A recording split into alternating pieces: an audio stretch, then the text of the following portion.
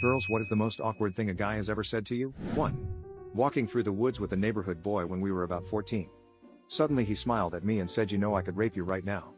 Then grabbed me, laughed, and kept walking. Never went anywhere alone with him again. 2. On a very awkward date, he asked me, "So, at what age did you start wearing tampons?" 3.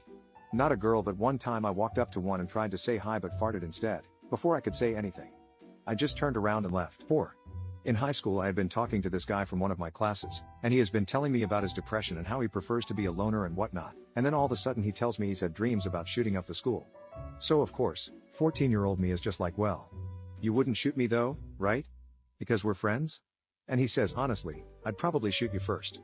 I always take my anger out on the people I care about the most." I avoided him at all costs after that. 5. This is less of a said and more of a did.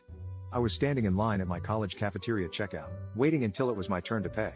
The guy in front of me in line looks to be purchasing only a Snickers ice cream bar. He makes eye contact with me and smiles slyly.